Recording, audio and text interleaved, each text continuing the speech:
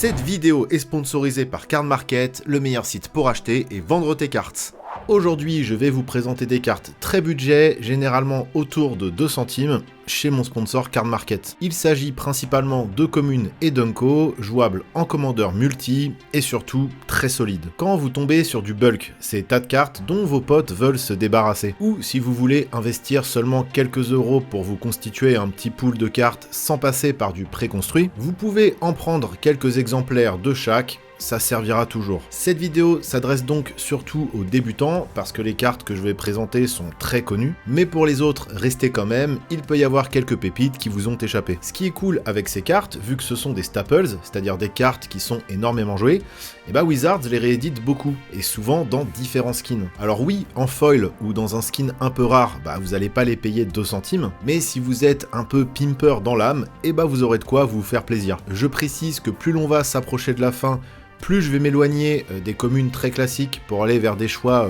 plus personnels et plus affûtés, où l'on retrouvera même quelques rares, mais toujours à 2 centimes, étonnamment. Alors après, si vous faites des paniers Card Market pour économiser sur les frais de port, bah, vous verrez que ces cartes ne coûtent pas vraiment 2 centimes, mais en tout cas, vous n'en trouverez pas des moins chères. À la fin de la vidéo, on fera une commande avec tout ça et on verra combien ça nous coûte. Aujourd'hui, vous l'aurez compris, on est un petit peu back to basics. Et difficile de faire plus basique que les elfes de l'Anowar qui existent depuis Alpha, c'est-à-dire le premier set Magic. C'est une 1-1 qui vous fait accélérer de 1 mana vert et qui évidemment synergise à fond avec les stratégies elfes, mais qui reste jouable un peu partout. Son petit défaut, c'est que ça reste une créature donc assez facile à détruire, mais en contrepartie, ça peut aussi attaquer et surtout bloquer, si jamais. Depuis, elle a eu plein de petits frères qui font le même effet, et que vous trouverez aussi pour quelques centimes. J'ai évidemment un énorme affect pour la première version de la carte,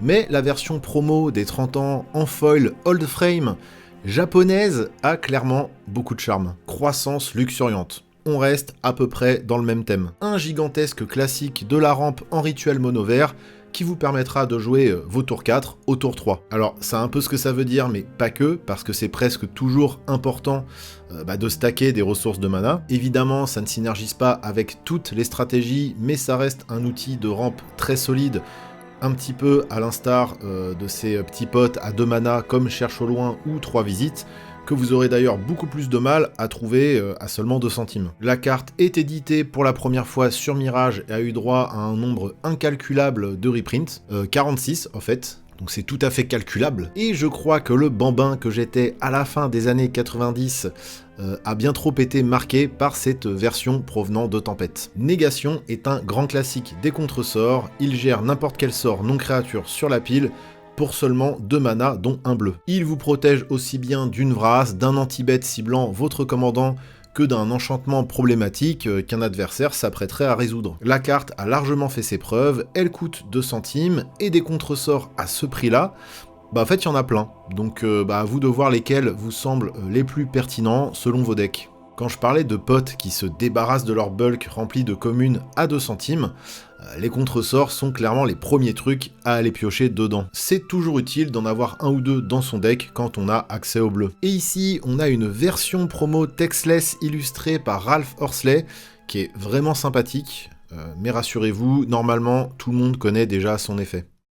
Très souvent en multi, la victoire se joue à un tour près, et il n'est pas rare de voir un joueur gagner la partie en claquant son brouillard au bon moment, sur la bonne phase d'attaque, censée être létale. Il est toujours bon d'avoir un fog en réserve. Il existe d'ailleurs des versions blanches de brouillard, toujours à 2 centimes. En revanche, en noir, ça devient beaucoup plus rare et beaucoup plus cher. Mais la meilleure version de fog reste celle sous forme de créature, la fameuse grenouille à sport. Elle est là, elle ne paye pas de mine, mais en la sacrifiant, elle vous sauvera la mise. Bon, c'est moins fort que sa version éphémère, évidemment, mais elle est marrante. Alors, les illustrations de brouillard, elles sont souvent très belles, très mélancoliques, et ma préférée, c'est celle qui apparaît pour la première fois dans M12, où on voit ces guerriers là qui avancent prudemment dans cette purée de poids, vraiment très stylé. Premier et dernier terrain de cette sélection, Passage des Malandrins. Il fait partie des cartes quasi obligatoires si vous jouez moins de 4 couleurs, ou que vous tuez en attaquant avec vos créatures, donc en gros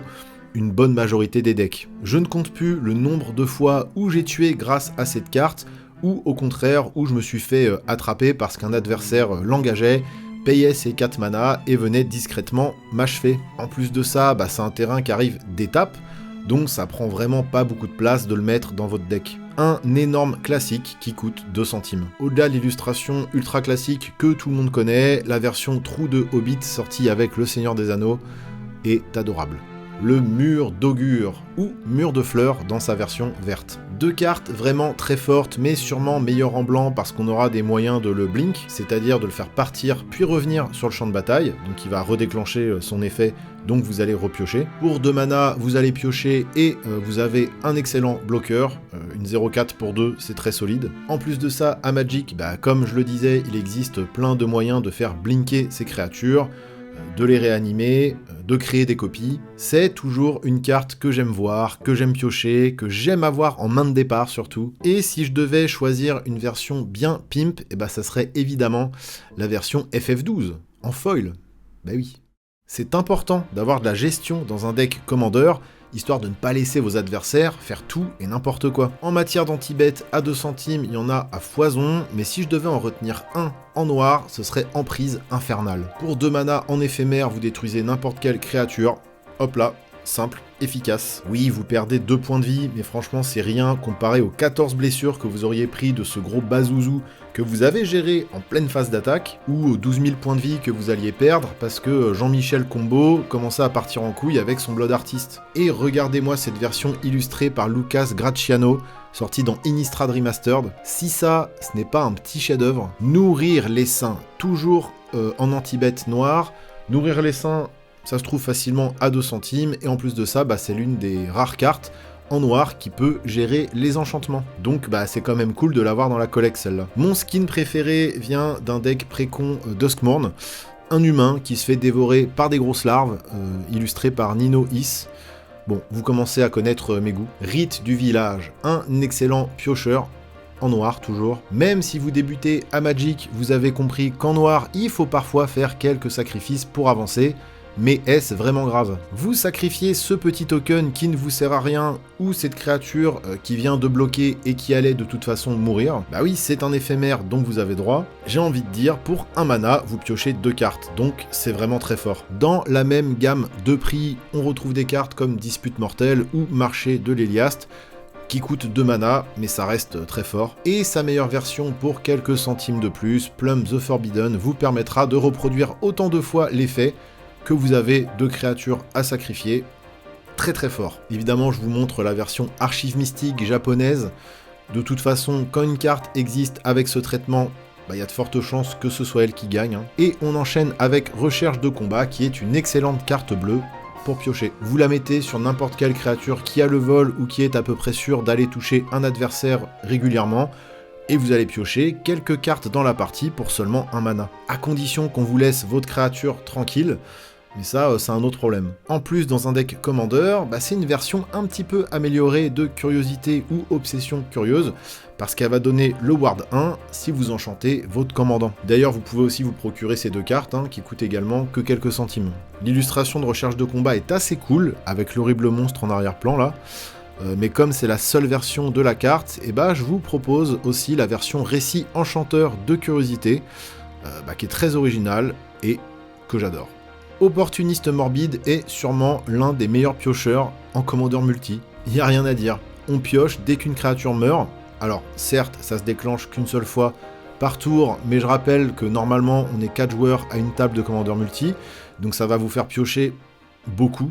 Il y a beaucoup de créatures qui meurent pendant une partie de Commander multi. Après, il y a de fortes chances que l'opportuniste s'attire toutes les foudres de la table, c'est vrai, et c'est normal, parce que pour une simple petite Unco à 2 centimes, ce truc fait beaucoup trop piocher. Alors le skin de base, ça reste ma version préférée de la carte, en all frame, bien évidemment, même si ces deux-là me permettent de jouer la carte dans mon deck chapeau. Les joueurs de blanc. Pourquoi vous embêter avec un Generous Gift à 40 centimes alors que Coup de minuit fait quasiment la même chose pour seulement 2 centimes? Dans certains cas, c'est même mieux parce que au lieu de donner un éléphant 3-3, vous donnez un humain 1-1. Bon, ok, on peut pas cibler les terrains et en vrai, ça change pas mal de choses. Mais avec ça, vous gérez n'importe quel permanent non-terrain. Ça reste polyvalent, ça reste fort. Le skin de base nous vient des friches d'Eldraine et est plutôt joli. Et la version avec Tifa de FF7 est un peu osef, je trouve. Bien que je sois un adorateur du jeu, je trouve ce type d'artwork un peu useless. Sauveur dévoué, ça coûte 1 mana blanc, c'est une petite 1-1 que vous pouvez sacrifier gratuitement à tout moment pour donner l'indestructible à une créature ciblée que vous contrôlez, votre commandant par exemple. Dans le même esprit et pour le même prix, vous pouvez aussi vous procurer Alcéide du don de vie, garde du corps bienveillant, garde du corps intrépide, ça fait très bien le taf. Une fois sur la table, les autres joueurs verront que vous avez moyen de protéger votre créature la plus importante et seront obligés de s'y mettre à plusieurs pour gérer votre créature problématique. Et ça c'est cool parce que ça leur fait dépenser des ressources. Et je crois que cette grosse saucisse sera parfaite dans votre deck. Ne me dites pas le contraire, cette saucisse sera parfaite. Carte au trésor, et oui, première rare de la liste et la moins chère que vous trouverez sur le marché est à 4 centimes. J'adore cette carte, vous allez contrôler un petit peu le dessus de la bibliothèque et au bout de 3 activations, vous allez créer 3 trésors, ramper de 1 et avoir un piocheur sur la table. C'est tellement peu cher pour tout ce que ça fait. C'est un vrai petit outil qui va vraiment fluidifier n'importe lequel de vos decks, donc pour seulement quelques centimes, foncez. Il existe une version promo d'Ixalan avec une vraie map au dos, qui est un peu plus rare, et sinon il n'y a que 2 versions de cette carte. Vous aimez piocher, vous aimez jouer vert, et ça tombe bien, c'est une excellente couleur pour piocher beaucoup, et pour seulement 2 centimes, Perspicacité du chasseur va vous offrir une belle grosse pioche en éphémère. Vous attaquez avec un gros bazouzou, et juste avant l'assignation des blessures, hop là. Et si vous aimez le style comics, ils ont sorti ce traitement à l'occasion du set Spider-Man, c'est pas mal si vous aimez le style. Ah, et on va finir avec le gobelin rusé. C'est un gobelin qui est particulièrement rusé, il me semble, dans le lore. Quand la carte me passe sous la main et que j'ai besoin d'un petit burst de mana tour 2 pour appeler mon commandant rapidement et que j'ai rien sous la main, j'aime bien rentrer le gobelin rusé. Bon, généralement il reste pas longtemps, mais ça m'arrive de le rentrer. Après avoir pondu son petit trésor, il peut faire office de chair à canon dans plein de situations. Voire mieux que ça, moi j'aime bien le copier avec le Jolly Balloon Man, mais on peut aussi le faire blink et ça marche bien. C'est pas une carte extrêmement forte, mais voilà, je l'aime bien, et moi elle m'a toujours servi à faire des petits trucs. Elle est sortie qu'une seule fois, dans le premier Ixalan, mais on la trouve quand même à 2 centimes. Voilà, 20 c'est un chiffre rond, j'aime bien, et j'aime bien faire des top 20. Oui, parce que là vous n'en avez eu que 15, mais dans la version réservée aux membres de la chaîne, c'est bien 20 cartes que je vous conseille. Si jamais vous souhaitez soutenir la chaîne, vous savez ce qu'il vous reste à faire. Alors j'ai fait la wantlist sur Card Market où j'ai mis chaque carte de ma sélection en 2 exemplaires et mon panier frais de port compris coûte environ 27 €. Voilà. Après, demandez à vos potes de fouiller dans leur vieille commune ou en boutique s'il y a du bulk qui traîne, et vous aurez déjà un petit paquet de cartes cool qui rentrent dans pas mal de decks. Évidemment, il reste encore plein de cartes pas chères et plutôt fortes, je n'ai clairement pas tout cité. En plus, on est quand même resté sur les Co. Comme je l'ai dit, on est plutôt sur du classique, c'est une vidéo qui s'adresse surtout aux personnes qui débutent et qui veulent choper des bonnes petites cartes pas chères. Tout ça ne suffira pas à monter un deck Commander complet, bien évidemment, mais ce sont des très bonnes alternatives budget à des cartes qui existent dans des versions un peu plus fortes, mais qui coûtent beaucoup plus cher. Donc n'hésitez pas à commenter en listant vos bonnes petites cartes à 2 centimes. Encore une fois, rien de tel que l'intelligence collective pour faire ressortir de bonnes idées. Je remercie énormément mes souscripteurs qui permettent à cette chaîne de rester bien productive, et je vous invite du coup à faire de même si ce n'est pas déjà fait. À très vite.